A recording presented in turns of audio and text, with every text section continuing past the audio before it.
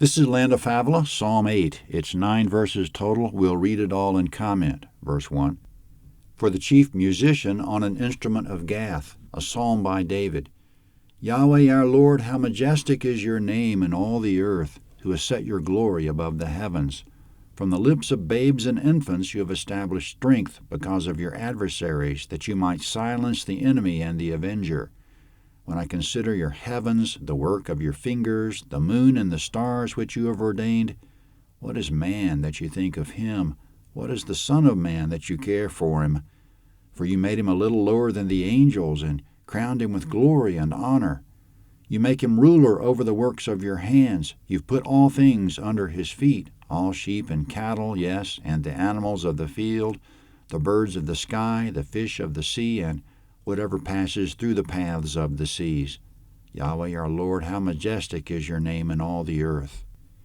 Comment in verse 1, David wrote this psalm intending it to be set to music. An instrument of Gath in verse 1 is just a guess at the translation. It's also translated according to the Gittith or upon Gittith or according to the Gittith style, so obviously the translators are having trouble figuring out that one, a couple of the Hebrew words there.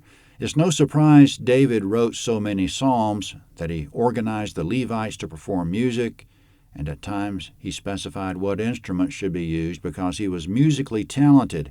As a youth, he was King Saul's personal musician, 1 Samuel 16, so that was a lot of talent. In verse 1, God taught us about his majesty through nature. His name is majestic in all the earth as we look around us and appreciate the marvels of his creation and the glory of the heavens. We know a marvelous God must be there to have created all that. Going on in that theme in verse 3, consider the work of his fingers, such as the moon and stars, for example. Stand outdoors in the nighttime and look up. We'll be immediately impressed when we look up with God through what we see. His invisible glory is apparent by what he did. We should stand under the stars and be in awe of God. In verse 4, what is man? We seem to be just a few specks in a giant universe. Even to call man a speck in the universe is to inflate his presence there. He'd be nothing except that God's taken notice of him in verse 4. Amazingly, God's elevated man to a status just a little lower than the angels, it says, and crowned him with glory and honor in verse 5. But here we come to another translation difficulty in this chapter, but this one's more theologically significant. Angels in verse 5 is the Hebrew word Elohim. God made man a little lower than the Elohim, it says in Hebrew. Depending on the context, Elohim can refer to angels or to the one true God, or to false gods. Just to give a sampling of how various translators have handled this one, it's angels here in the World English Bible and also in the NIV and King James, man's a little lower than the angels. But in the New American Standard and Amplified Version, it's God. God made man a little lower than himself. Then in the English Standard Version and NET Bible, they take a middle road translating it as heavenly beings. God made man a little lower than the heavenly beings. So does man rank just below God or just below angels? We might assume God made man lower than the angels because angels are so awesome, but not so fast. For which of the angels did God send his Son to die? John 3:16. And which of the angels were made in God's image? Genesis 1:26. And which of the angels will Christ take as his bride as he will the church? Revelation 21:9. And which of the angels did Christ call his friends as Jesus called the disciples his friends? John 15:15. And which of the angels does Jesus call his mothers, brothers, and sisters if they do the will of God, as he called mankind his mothers, brothers, and sisters if they do his will? Matthew 12:50. And what angel gave birth to Jesus as Mary did? So we have numerous reasons to think God places us in fellowship to himself more so than angels. Angels are, quote, ministering spirits sent forth to minister for those who will inherit salvation, Hebrews 1:14. So since angels are man's servants, and Jesus said a servant is not above his master, Matthew 10:24, man is not a little lower than the angels. At a funeral, when a child dies, someone might say heaven's received another little angel. But that's a theological blunder. Mankind are a separate creation than angels and closer in nature and in rank and in order to God than are angels. So your narrator's preferred reading is that God made man a little lower than himself, as it says in the New American Standard, in the Amplified, and in many other versions.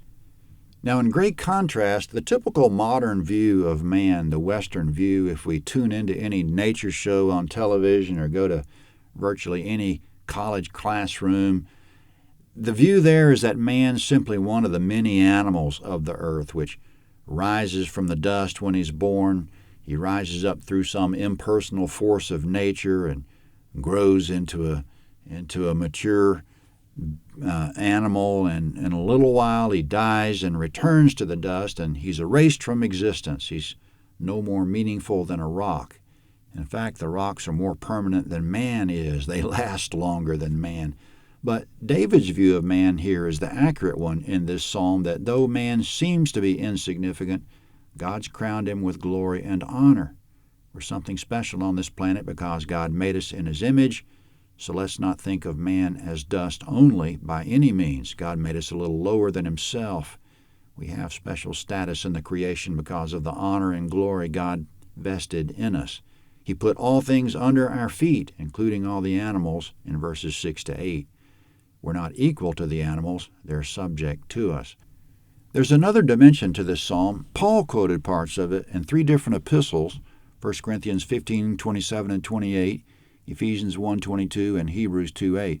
Paul pointed out there that Jesus was the prime example of man, or prototype of what man should be, or forerunner of what man will become, that for a brief time Christ took a position a little lower than the Father. Then when he ascended, the Father crowned him with glory and honor, and at some point the Father will put all things in subjection under his feet. All these things flowing right along with the flow of this psalm. Not everything's exactly subject to Christ yet, because he's not forcing his will on his enemies yet. His enemies are still free to be his enemies at this time. But when Christ comes in power and glory, he'll fulfill the prophecy of absolute rule over all, as verse 8 of this psalm says, quote, "You make him ruler over the works of your hands. You put all things in subjection under his feet," end quote. So this psalm isn't just a description of what man is. It's a statement of what Christ was on the earth and what he will be when he fully takes control. And we can extend it to a contemplation of what man will be in his risen, glorified state, the honor, glory, and dominion that man will have then when there's a complete restoration of man's position as it was in the garden. Our present honor, glory, and dominion is a shadow of what it was in the garden, and what it will be in the hereafter when there's a restoration of all things, when the entire earth, including man, is restored. But we're really reaching the limit of our revelation here when we contemplate what man will be, because it's not yet revealed. Quote, "Beloved, now we're children of God, and it's not yet revealed what we will be. But we know that when Christ is revealed, we'll be like him, for we'll see him just as he is." 1 John 3:2. So we'll be like the risen Christ in some form or fashion, but he'll still be head over us. And when the psalm speaks of man's glory, honor, and dominion, it's a statement of how man was created in the garden in the beginning, his status having been largely diminished because of the fall, and how man will be in the hereafter when he's restored. And David's concluding statement in verse 9 of the psalm, "Yahweh our Lord, how majestic is your name in all the earth." Psalm 9 is next.